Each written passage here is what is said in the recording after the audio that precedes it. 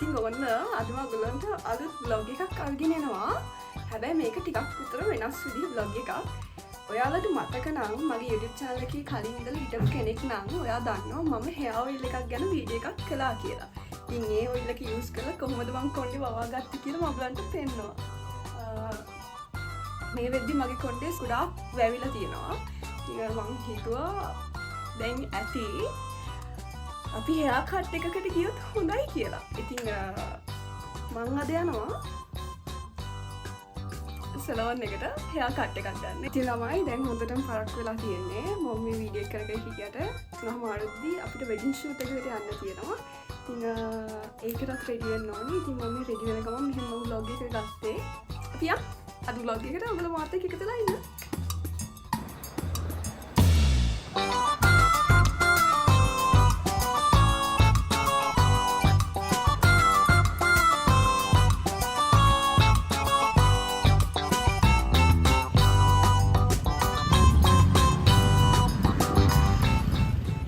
Location එකට ඇවිත් ඉන්නේ. අන්න අතන ඔයගලන්ට පේනවා නම් මුහුද තියෙන්නේ.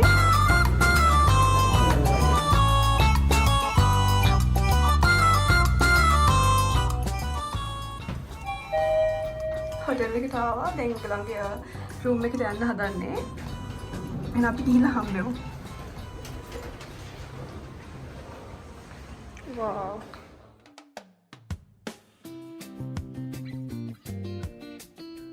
හලෝ ළමයි හොටෙල් එකට ආවා. හැබැයි පොඩි ප්‍රශ්නයක් වුණා. ඔයගොල්ලන් මම ගෙදරින් කියලා ආවා. අද මේ hair cut එක ගන්නවා කියලා. ඔයගොල්ලන් පේනවා මම hair cut එක අරගෙන නැහැ. මොකද මේ සලෝන් එකට ගියා. අද සැටර්ඩේ දවසක්. හොඳටම බිසි සලෝන් එක. මට කිව්වා පැයකමාරක් විතර තව යනවා කියලා. හැබැයි මට පැයකමාරක් ඉන්න විදිහක් නැහැ. ඉතින් මේ මෙතන මොකද අපි වෙඩින් ෂූට් එකකට යනවා කියලා මම ඔයගලන්ට කිව්වා. ඉතින් ඒක නිසා පොඩක් ප්‍රයක්කුත් නිසා අපි ඉක්මනටම ආවා. මේ අපි ඇවිල්ලා ඉන්නේ බීච් සයිඩ් එකට, නිගම්බෝ බීච් සයිඩ් එකට. ඉතින් ඔයාලට පේනවා නම් මේ පැත්ත නෙවෙයි බීච් එක අනිත් පැත්ත. හැබැයි මේ හරිය වුණත් මාරම ලස්සනයි. ඔයාලට පේනවා මේ නිගම්බෝ ඒරියා එකම පේනවා. ඉතින් අතරම මාරම ලස්සනයි. මේ හරි ඔයගොල්ලෝ මගේ vlog එකත් එක්ක දිගටම ඉන්නවා.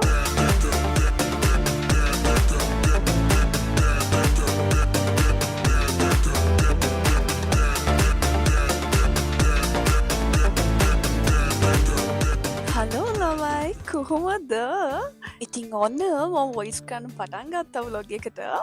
මෙතනින් එහාට ඔයගලන්ට මගේ වොයිස් එකත් එක්කම vlog එක බලන් යන්න පුළුවන්. මේ වෙද්දී අපි හොටෙල් එකට ඇවිල්ලා ඉන්නේ. හැබැයි මගේ ප්ලෑන්ස් වල පොඩි චේන්ජ් එකක් වුණා. මේ මොකද මට පොඩි ටයිම් ප්‍රොබ්ලම් එකක් ආපු නිසා සහ මේ මම සලෝන් එකට ගියපු වෙලාවේ සලෝන් එක මාරම බිසි. ඉතින් එතනට කියපු ටයිම් එක මට දෙන්න බැරි වුණ නිසා මට එතනින් එන්න වුණා. හැබැයි මේ මම hair cut එක අනිවාර්යයෙන්ම ගන්නවා. ඒක ගැන ඔයගොල්ලෝ මොනවත් හිතන්න එපා. හරි අපි මේ ඇවිල්ලා ඉන්නේ රීගල් හොටෙල් නිගම්බෝ. ඉතින් බීච් එක ගාවමයි හොටෙල් එක තියෙන්නේ. එයාලගේ රූම් එක තිබ්බේ 5th floor එකේ. ඉතින් මාරම ලස්සනයි. අතන මේ මිරර් එකෙන් ඔයගලන්ට පේනවා නම් මේ පිටිපස්සේ තියෙන බීච් එක හරිම ලස්සනයි. ඉතින් මුලින්ම එයාලගේ ෆොටෝස් අපිට ගන්න තිබ්බේ බීච් එකේ. දැන් අපි මේ කපල් එකත් එක්ක බීච් එකට ආවා. එදා පොඩ්ඩක් විතර බ්ලූමි දවසක්. ඉතින් ෆොටෝස් ගන්න පටන් ගන්න ටිකකට කලින් වෙනකම්ම වගේ පොඩි වැස්සක් වැස්සා. හැබැයි ෆොටෝස් ටික ගන්න පටන් ගත්තට පස්සේ අපේ වැස්ස අඩු කරා. ඉතින් කපල් එකත් හරිම කියුට්. ඒ දෙන චූටි ලස්සනයි මැචින්. මේ වෙද්දි බීච් එකේ අපි ඔක්කොම ෆොටෝස් ටික අරගෙන ඉවරයි. දැන් අපි ආපහු හොටෙල් එකට ආවා. මෙතනින් චෙක් අවුට් වෙලා අනිත් ලොකේෂන් එකට යනවා. ළමයි රූෆ් টොප් එකට ආවා. මාරම ලස්සනයි. මේ ඉන්නක පෙන්නන්න.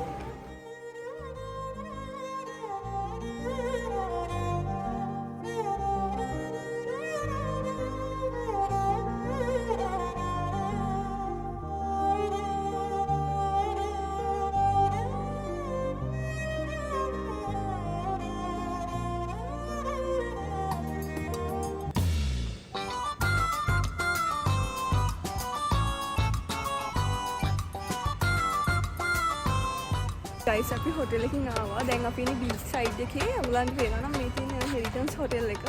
ඉතින් මෙතන කපල් එකදී ෂූට් එක යනවා. අපි බලමු මොකද වෙන්නේ කියලා.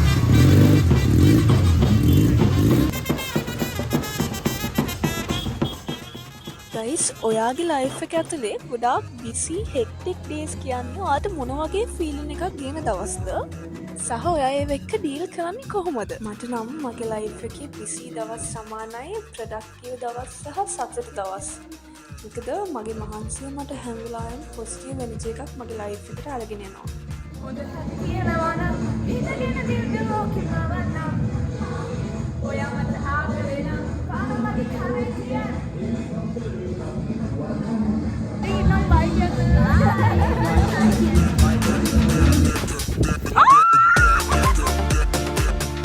vlog එකේ දෙවෙනි දවස. ඉතින් අද සන්ඩේ දවසක් මගේ යාළුවෙක්ගේ අද බර්ත්ඩේ සෙලිබ්‍රේෂන් එකක්. මම ලෑස්ති වෙලා ඉන්නේ ඒකට යන්න. ඉතින් කාලෙකින් ඉස්කෝලේ යාළුවෝ ටික මීට් වෙන්නේ. බලමු අද කොහොමද මොකද්ද වෙන්නේ කියලා. මතකද එකපාරක් අපි මස් කන්න කරා? ඒ වේදලා ගෙදරනේ. ජොලියෝ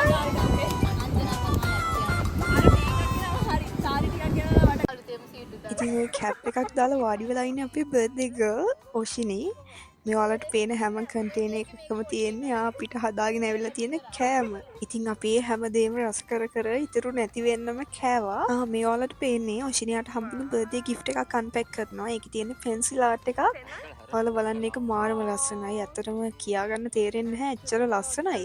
ඒක කරලා තිබ්බෙත් අපේ මෙතනම ඉන්න අපේ තව ගර්ල් කෙනෙක්. එයා පෙන්සිල් ආර්ට්ස් කරනවා. ඒක හරිම ලස්සනයි. මේ තියෙන්නේ ඔෂිනිය අපිට හදාගෙන ඇවිල්ලා තියෙන කප් කේක්ස්. මේ ඉන්නේ ලස්සන මම. ඔෂිනිගේ බර්ත්ඩේ එක වෙනුවෙන් චියර්ස්. ඔය විදිහට තමයි අපි අපේ පාටි එක ස්ටාර්ට් කළේ. ඉතින් තාම අපේ කට්ටිය එන ගමන් ඉන්නේ. එතකන් අපි ඉතින් කට්ටියත් එක්ක කියෝ කකා බිබි ඔහොම තමයි හිටියේ. ඉතින් අපේ ගෑන් එක ස්කෝලෙන් අවුට් වුණාට තාම පුළුවන් හැම වෙලාවකම වගේ බලන්නේ කට්ටියත් එක්ක මීට් වෙන්නම තමයි. මොකද ඉස්කෝලේ යාළුවෝ තරම් ෆිට වෙන යාළුවෝ අපිට තාම හම්බෙලා නැති තරම්. එච්චරට අපිට මාරම එකතුයි. ගොඩාක් දේවල් අපි ඉස්කෝලේ කාලේ බෙදාගත්තා. ගොඩාක් එන්ජොයි කරපු කාලයක් ඒක. ඒක කියන්න තේරෙන්නේ නැති තරම් අපිටම බැඳිලා ඉවරයි. ඔයාලා කියන්න බලන්න ඔයගොල්ලෝ ඉස්කෝලේ යාළුවෝ ටික තාම ඉස්සර වගේ එකතුද? තාම පොඩි දෙයකටත් එකතු වෙනවද? පාටි කරනවද? එන්ජොයි කරනවද?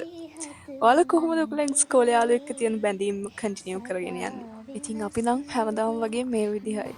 කාලෙත් එක්ක මොන වගේ දේවල් වෙනස් වුණත් ඔයාට ළඟම තියෙන බැඳීම් මත හැරගන්න එපා.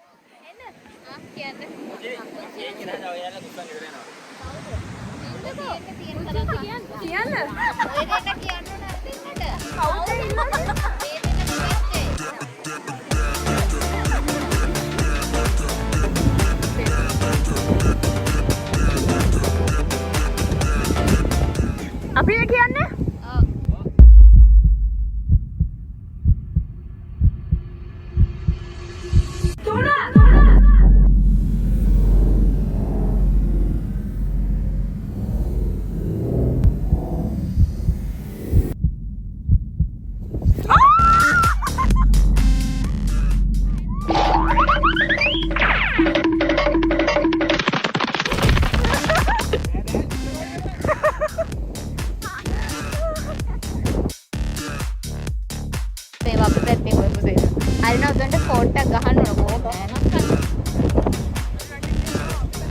අපි කියනවා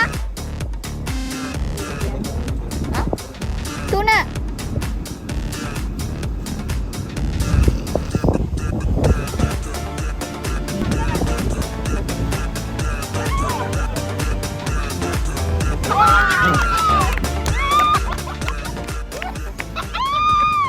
අපි දෙන්න